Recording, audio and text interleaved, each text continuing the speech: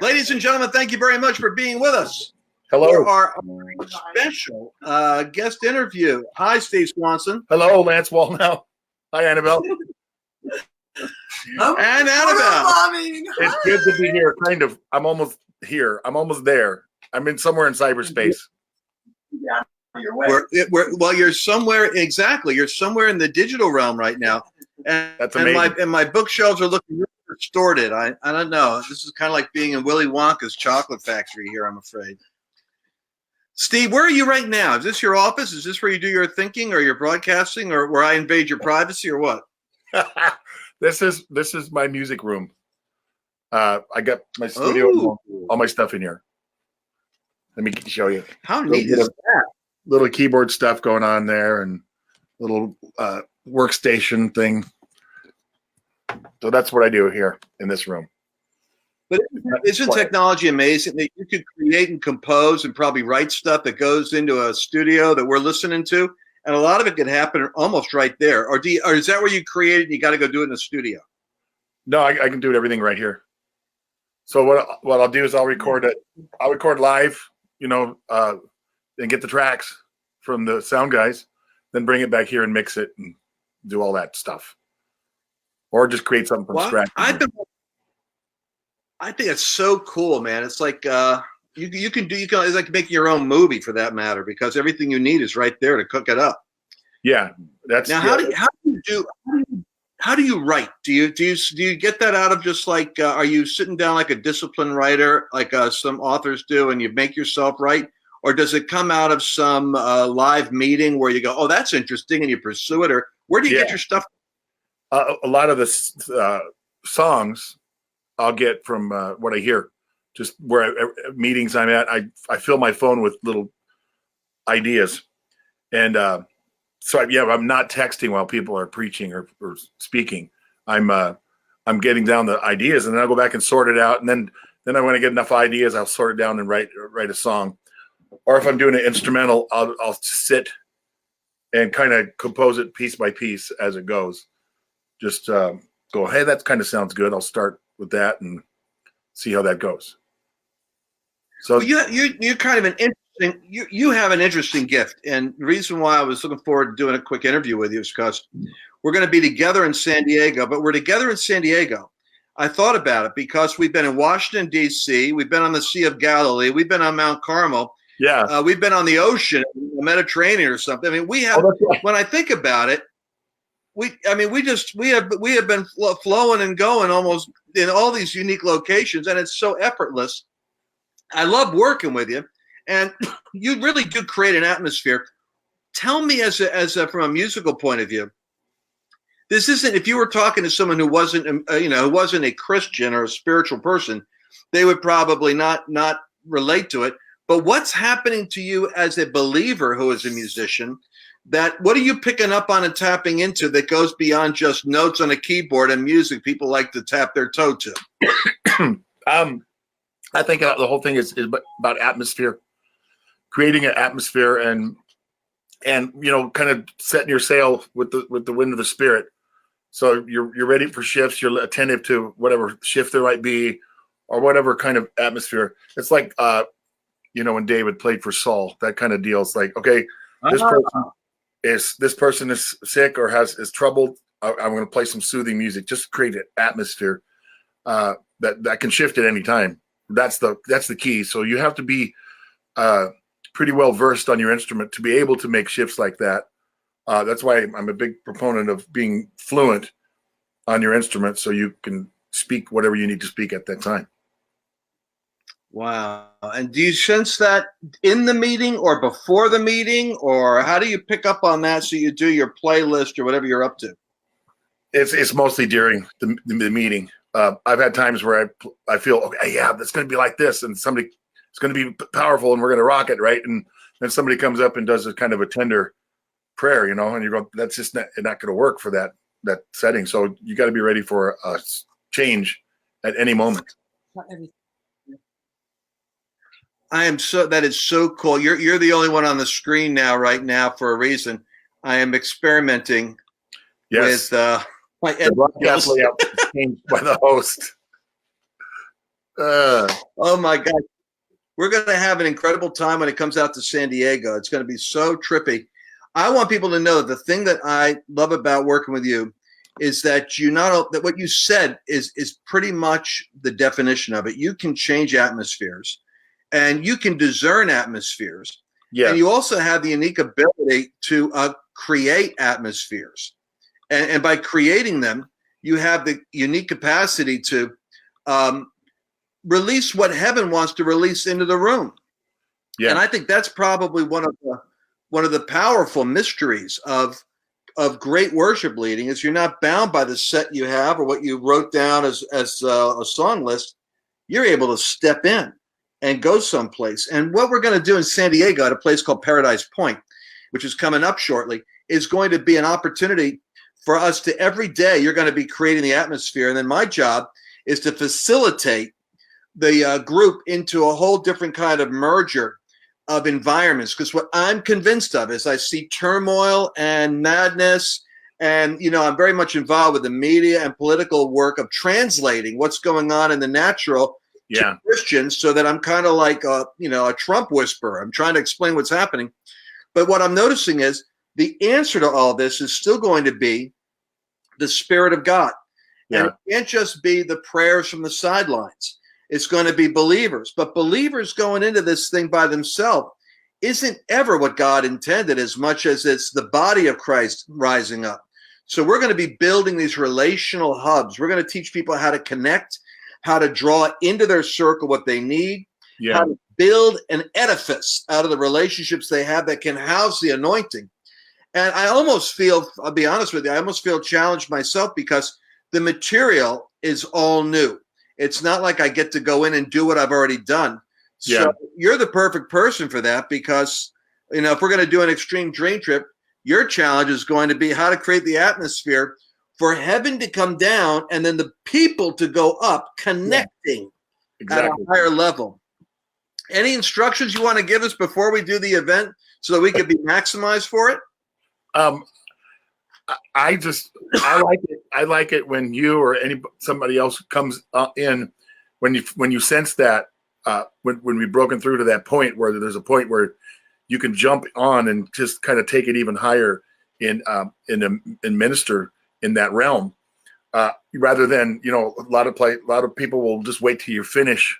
That's okay. That's one thing, and it's like I'm done now, and then you kind of go through this segmented transition. I like it when someone comes in, jumps on what's happening, and uses that as a transition rather than, okay, now it's our next order of business. So in other words, you're saying that while the thing is happening, we can weave in and start doing some of the prophetic and the activations and the necessary work we've got to do. And then you can kind of pull back and create the backdrop. Exactly. So that we can go someplace. It happened on Mount Carmel when we were there. You jumped in on something, you sensed something in the spirit, and you kind of went with it. It was really it was great. I love that because there's a synergy rather than just this guy's doing his thing and now this guy's going to do his thing. We're both working together in that, and that's just a lot of power in that. That is exactly what describe. I couldn't analyze it, but now that you mention it, it's that seamless where you're not really operating as subcontractors on a program, whereas I do music, and I think part of it is oh, you froze.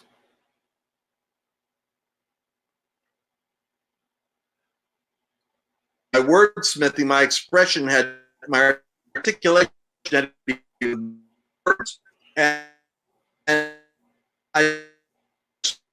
you're breaking up a little bit. And create something extraordinary for people. Annabelle, what do you say? I've got my wife sitting right here. It's her birthday yesterday, by the way. And today's your birthday? Well, it was May 9th, but we've been celebrating for days, and now it's Mother's Day. I take the whole month. I just love it. Yeah. May is a great month. It is, and all the kids came home, and they made dinner, and then we watched some funny movies that we made, home movies, and it just is because this whole connection, we're having this relationship focus on this dream trip, and there's so much relationship in the capacity of all the people in the tribe that are coming. So you're gonna You're going to love it because there's so many people who couldn't come to DC that are going to be here. Oh, that's great. They've known each other for a long time, like a decade almost, some of them. And anyway, one of the scriptures that's really been so strong for me now is that desire fulfilled is the tree of life. And I just feel like there's a lot of life that's about to be released in that time in San Diego, and plus the weather there is going to be conducive. I think everything is going to be conducive. So that's what I wanted to tell everyone. Get ready because we're going to have some lively times together. That sounds good. I promise. So what would be so Steve? Let's talk about what is it that what are you sensing in the church world in general? Because you're out there, you're a prophetic, you're a minstrel. What are you picking up on while you're doing your thing? It feels like we're kind of at a crossroads where, and I think you're going to hear it in the music a lot, where the music is going to change. It's going to have a more of an authoritative timbre to it. I think we've been kind of I call them cocoon songs, where we kind of sing in our little cocoon, and we're telling God how broken we are, and we're this, and He knows we're broken. But I think there's a voice of victory that's going to start rising up in the church. And I think it's needed to combat all the other stuff that's happening. It's just like I feel the light is getting brighter, but I also feel that we're just kind of just spinning a little bit, waiting for some kind of a release point. Some places I sense that they're getting it more than others. Right. Some of the people are kind of stuck in the same thing that they've always done, and it works like that. But there's others that are not settling for anything less than a breakthrough, than taking ground in the Spirit. And I really like that, and I believe that the church is shifting that way. Yeah, that to your point, I was just really, I don't know if I was writing this or where I was talking about it, but I think we're at the point where the children of Israel had faced the moment of crossing over and actually going in. Yeah.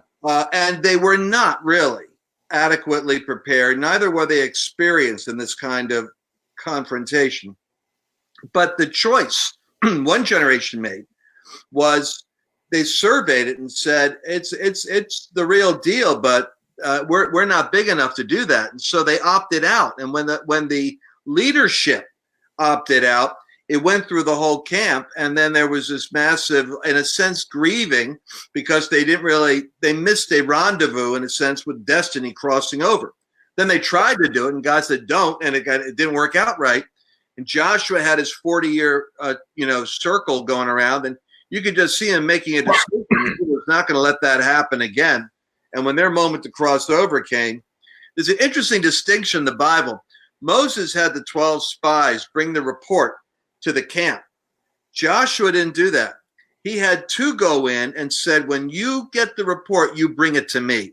Yeah. He wasn't about to let them release the broadcast to everybody else. Right. He was going to get it himself, and he was going to make a decision on what he was going to say. So I think we've got both happening simultaneously. We got one group that is looking over there, Steve, and they're going, this isn't what I signed up for. And I don't even think you need to do that. I think we can be over here and worship and pray, and God will do something over there. Yeah. And the other group is saying, too much is at stake. I'm not hanging around over there. We've got to go in here. The water's fine. The window's now. And I think meetings like this at Paradise Point are prophetic because it is a relational body moving forward. In other words, we are not just ideas and anointings and prophetic purposes. We're a living temple, and the living temple is made up of living stones. And when the house of David went up, the house of Saul came down. It was relationships building around David that went up, and relationships building around Saul that were fragmenting. So where we are now is we've already got something happening in the church world, which is, it's like two elements are beginning to identify themselves. And while we don't want division, there is one in the atmosphere, because some see the necessity of going over, engaging, and others have made the decision, that's not what I'm identified with. And so historically, it'll come to a crescendo. But prophetically, I think you and I need to lock our shields for this meeting in Paradise Point so that we can release heaven to earth and recognize that the sound of heaven is sometimes a call to war. It's not always the call to a serenade.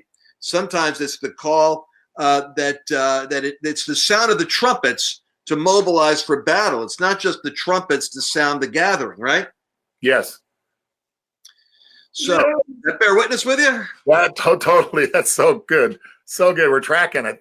I sense we're tracking here. We're tracking it. And we're going to get hold of it. Yes. I love that. All right, let me put that back up there. What this is going to be. So, folks, the dates I can't remember, but I know it's coming up soon. And it's you can check out extremedreamtrip.com. And I'm going to be, Steve, I'm going to be with Annabelle, of course, our team, and we have Rabbi Lappin. We have an interesting rabbi coming who wrote a book, Thou Shalt Prosper. But I heard him in Washington, D.C., and he was talking about the culture war. And I said, wait a second, this is more than just a rabbi that talks about the Jewish revelation of prosperity from a Hebrew perspective, what God says. This guy actually gets the culture and the spirit war too. And that's where I heard him. And then I found out he wrote a book on Thou Shalt Prosper. And I thought, oh, this is perfect, because I wanted to talk about the Hebrew revelation on a rabbi's perspective on prosperity, but seen in the context of prospering as you cross over into the battle that's there. The dates, by the way, my wife just handed me a piece of paper, as wives will do. May 23rd through 26th, coming up fast. It's the Extreme Dream Trip. And in San Diego. San Diego. I keep saying Paradise Point, like who knows where that is. It's San Diego. That's what they need to know. Paradise Point is like right in the middle of Mission Bay. It is gorgeous. Mission Bay. I didn't know it was called Mission Bay. Yeah. Uh-huh. You obviously know this territory. Well, I've been there a few times, but I like to look on maps. I'm a map guy.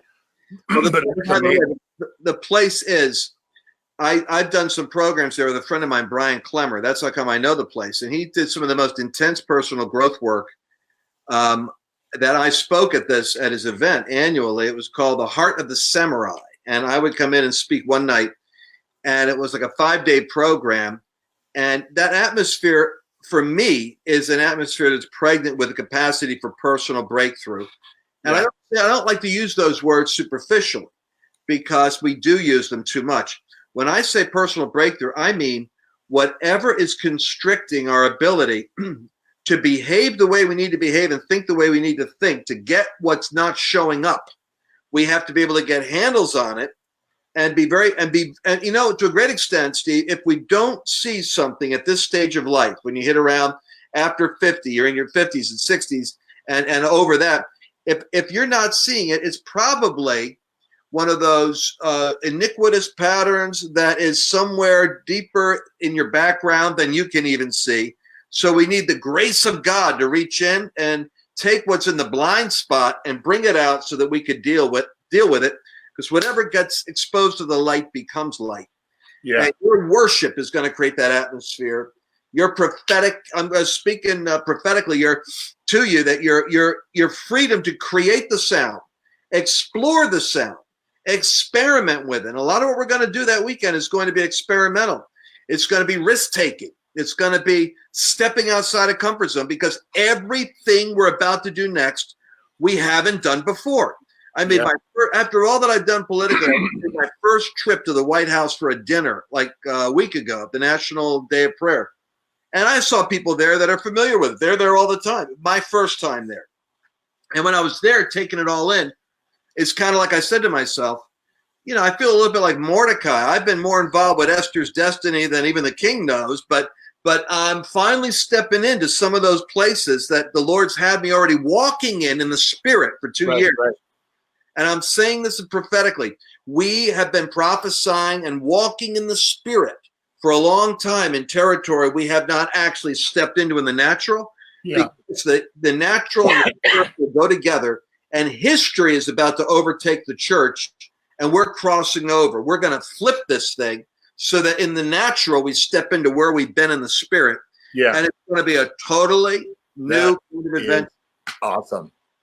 That's what I love about the dream trip. It felt like it just getting recentered, rejuvenated. Just you really equipped and motivated. It was so good in DC, and I know this one will be even better. Yeah, the DC really was, and the reason why we did it on the East Coast for DC is because we needed a governmental something. And what we're doing is funny because what we're doing in California, we felt, was going to be relational. And so it's kind of interesting because the power base is Washington. And for better or for worse, the entertainment and feeling capital of the world is Hollywood and LA. So we're going to the West Coast because on that place, we're going to tap into the gold that originally people were looking for when they went out there in the gold rush, and California had its initial, surge of populace building, because there's something of the promise that God has for the quality of atmosphere He wants to create in the church so that overcomers can be confident in the battles ahead. And so this is the place where, this is your signature sound, creating and building that atmosphere. So let's do it. Yeah. Hallelujah. Fist pump. Yeah. All right, my friends. Any final thoughts there, Steve, before we sign off here? Thank you for your time. And I'm just excited about it. You got me all pumped up now. It's great. Hey, I want every prayer warrior, everyone that's in my network. By the way, if we got couples that are out there, this is the weekend. I can't promise any other weekend it's going to have a focus like this. It's where I see the power of agreement. This is what the Lord's been telling me. A lot of times we don't hit it with our spouse because the devil knows if we ever get on the same page, the quality of covenant and the authority of that joint union releases a power and agreement that is stronger than if you had Joyce Myers as your Monday morning prayer partner, because your spouse and you have a unique covenant authority. So we're going to be focusing a bit, Steve, on finding and forging the agreements that we need in our work, our ministry, our families, our marriages, to materialize what the Lord is showing us is on the other side, because we are crossing over, ready or not. And frankly, you're never ready. You just have to have faith and courage. Yes, sir. All right, folks, I love you. We'll be seeing you. ExtremeDreamTrip.com. Check it out. And thank you again, Steve. I'll talk to you shortly. Yeah, we'll see you soon. Thanks, Lance. Bye-bye. Bye-bye.